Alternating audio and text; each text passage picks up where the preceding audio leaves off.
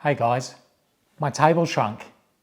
I'm just kidding. My son needed a bench for his 3D printer that he bought with his own pocket money and we had nowhere to put it. So I built this bench from scratch. No joke. So all these legs, the legs that I use are just 40 by 40 by I think 2mm thick steel. And I do have a metal cut-off saw, like a metal drop saw, but all I do is I just square it right around and use my angle grinder. I notice a lot of professionals are doing their miter cuts just using grinders. So these are all the legs, because I realized my video didn't work when I actually welded the top together. So I'm sanding it back here, but I'll just quickly show you. If you don't do these miter cuts, you're going to see the open box section.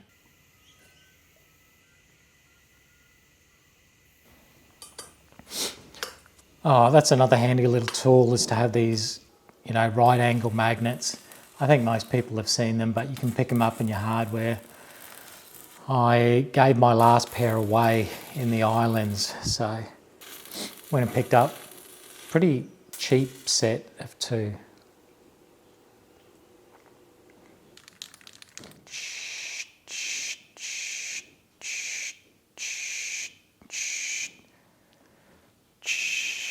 Whoop, sprung.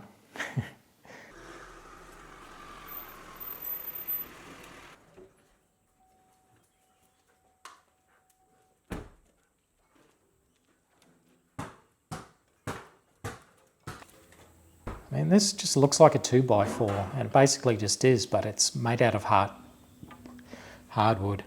Australia has very hard hardwood. Oh yeah, I can't help myself when I see the basketball. Got to go and shoot a hoop.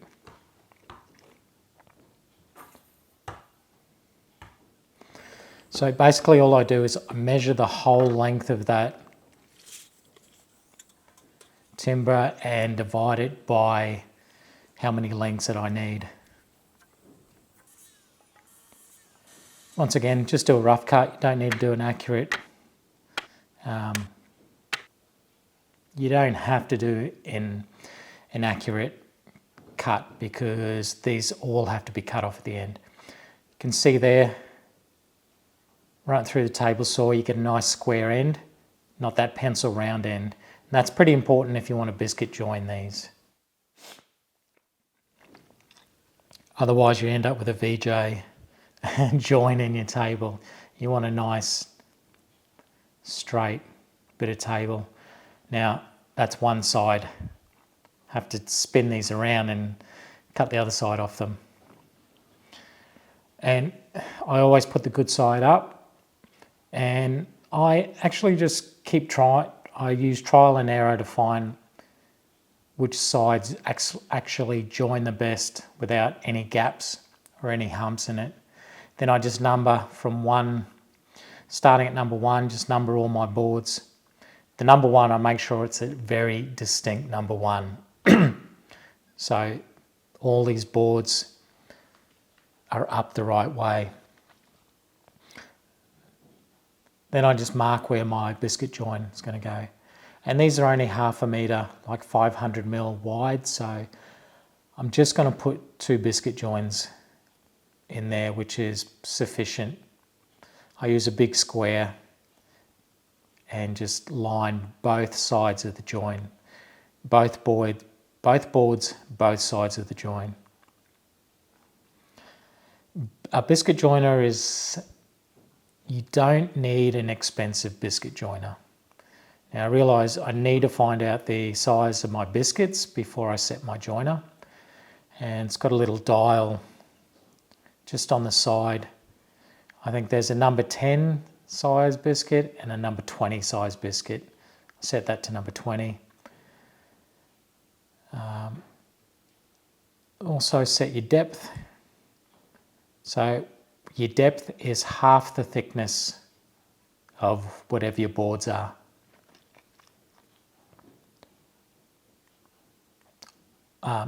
Also make sure your fence is folded down and also fixed into place.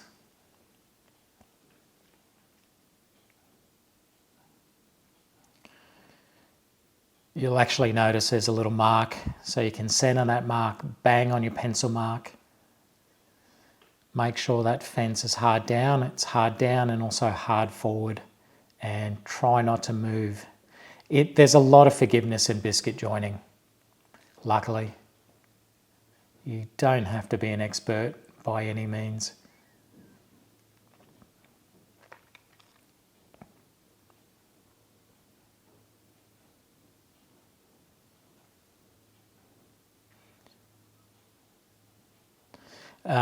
My saw is getting a little bit old in my biscuit joiner. I've never replaced it, so that's why you just see me going slow, letting it out to let all the swarf out. So put it back into place, make sure it's the right side up, and you just continue this process for all the boards. Make sure the two end boards, you're only doing a biscuit cut on one side because it's an end board.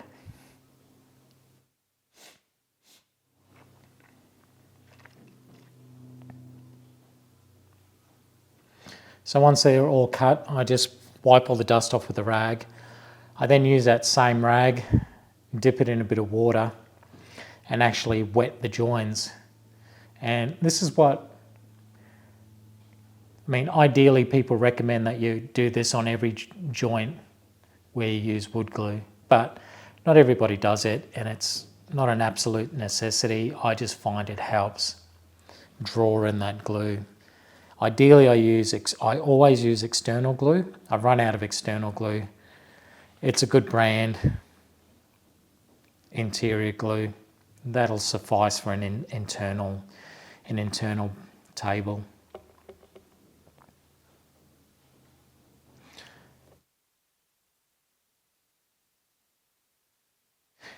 And I just do the obligatory squiggly lines, put a bit of extra in those slots, biscuit slots.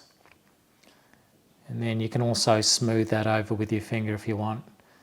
Here's the biscuits. Once again, they're pretty forgiving. Put them in pretty close to the middle.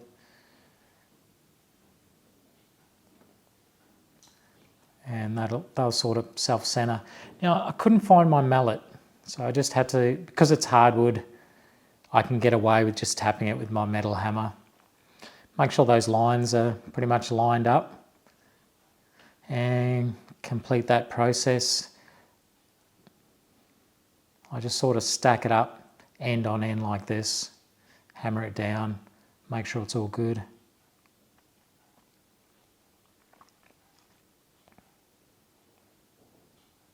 If you're doing a very large table, you may not be able to just stack it up like this. You may have to keep it flat while you put in each large board. And you can see I use the offcuts. The offcuts of the table legs, I've used those, has stiffeners both underneath and above. And I'm going to clamp those together in a second, and that'll stop the board from warping or bending up and down along the short edges of the board. Now, I bought the cheapest sash clamps, or sash clamps, and you can see that the holes, the spacings between the holes are way too big. So I'm having to use a bit of timber packer here, which is not a bad thing. It just means you don't get dents from your metal clamp ends clamping in. I tighten up those stiffeners.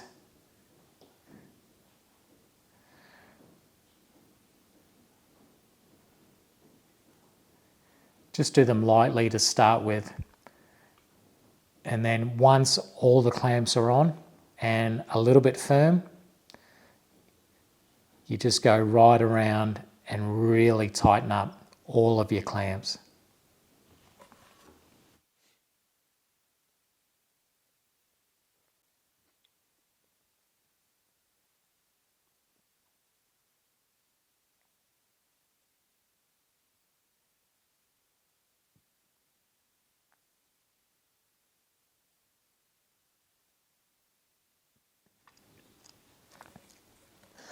I then go and once they're all super tight, I go and get my damp cloth that I was dampening the ends of my boards, and squeeze out as much water as you can so you don't get watermarks, and just wipe off all that excess glue. This is really hard wood, so it's not going to soak up and create watermarks. If you're using pine, you might not want to do it.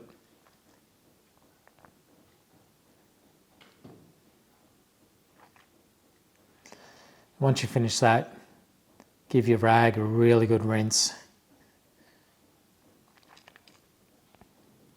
and your bucket. I just take that, put it aside out of the way to dry for one day so I can have my car spot back. One day later. So one day later, this is really satisfying, releasing all the clamps. It's almost like magic. You take everything off and you have this one solid piece of board.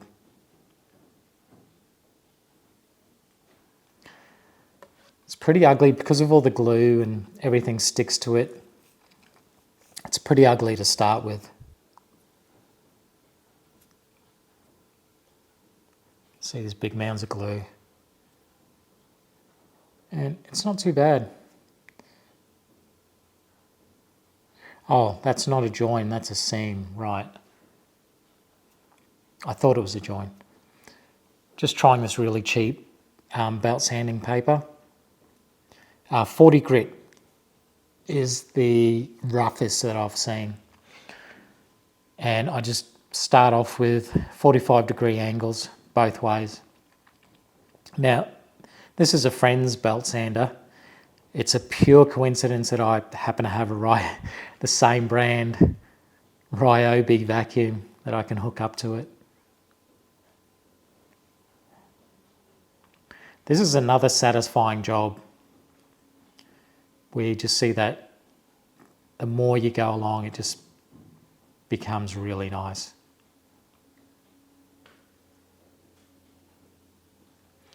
I then just go with the grain. Once I've got all the rough marks off it, I then start going with the grain. Sometimes you'll get a little bit of scoring marks from going at a 45-degree angle. You might get a couple of deep scratches from that sander. Going with the grain will generally get those bits out. Before I do my final sand, I just square up the board so I can cut off the rough ends.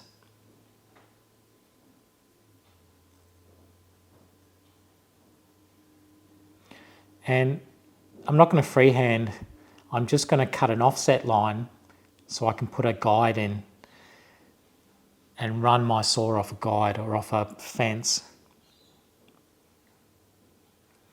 I know most saws are 38mm offset, so that's what I'm measuring there, 38mm off my mark. And just use some quick clamps using my 2-foot level, 600mm level, has a fence, and run along that.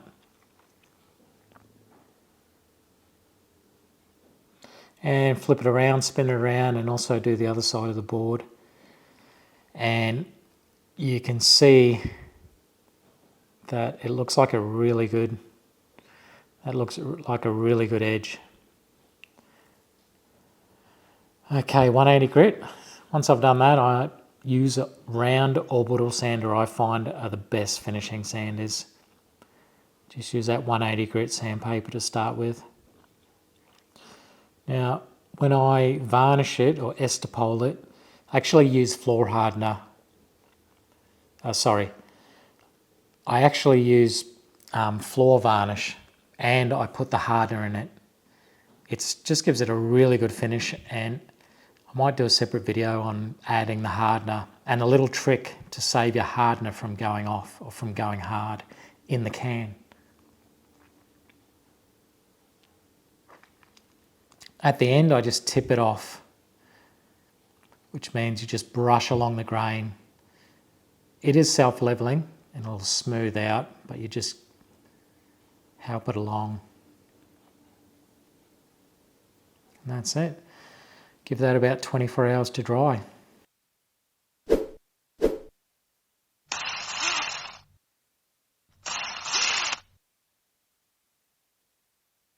The last thing to do is just see if the 3D printer fits on this.